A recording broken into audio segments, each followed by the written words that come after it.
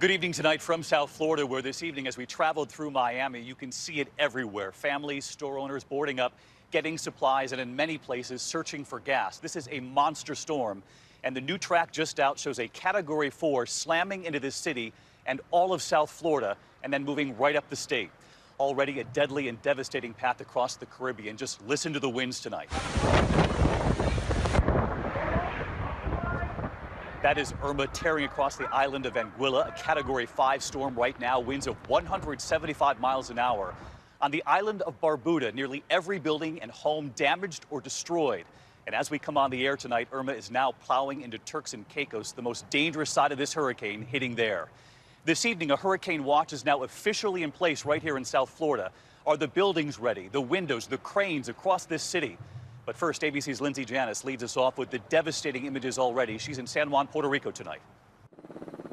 Tonight, the images now emerging of the utter destruction Hurricane Irma left behind. Buildings and trees ripped apart. This communications tower snapped. Hundreds now homeless. It was the worst time in all my life.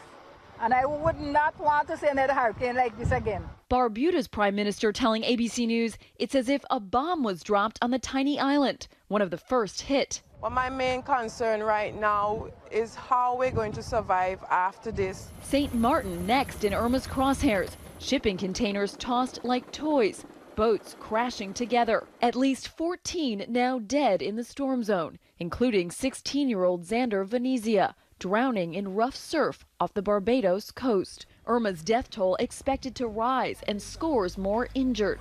Coast Guard teams like this one have been flying in and out of the Virgin Islands, rescuing people. Our cameramen on one of those choppers, capturing scenes of destruction as Irma moved across the Caribbean. We met Canadian college student Alex Demore, badly hurt in a fall in St. Thomas, airlifted to Puerto Rico for treatment. We lent her our phone so she could call her family. Mama? She and American student Maddie Gortat leaving the island with one pair of flip-flops between them and little else. The pair describing how they rode out the storm. We just didn't know if the roof was going to come off at any moment. So we were praying the whole time.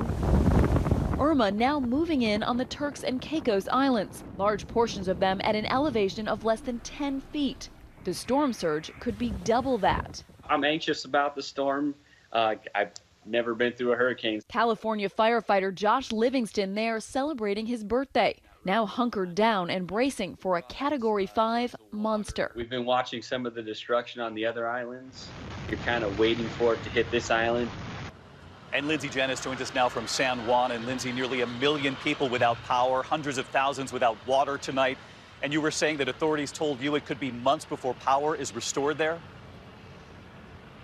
That's right, David, and here's the reason why. There are hundreds and hundreds of trees like this one downed across this island. This one actually has a power line tangled up in it. David? Lindsay Janis leading us off tonight. Lindsay, our thanks to you, and let's get right to this new storm track tonight. Chief Meteorologist Ginger Z is back at the weather wall in New York.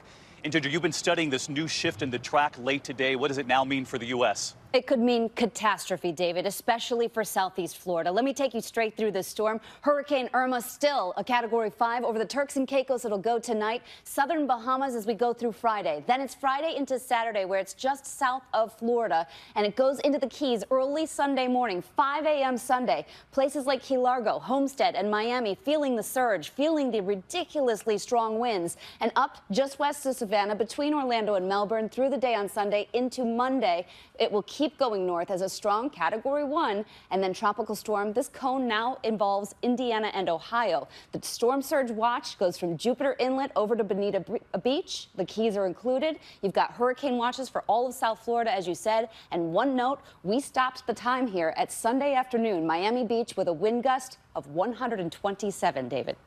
Just incredible. And while we have you, Ginger, we wanted to show everyone at home the image that really drives home the real danger here in Miami and South Florida when it comes to the storm surge you just mentioned. We know that Miami floods easily. Look at this tonight.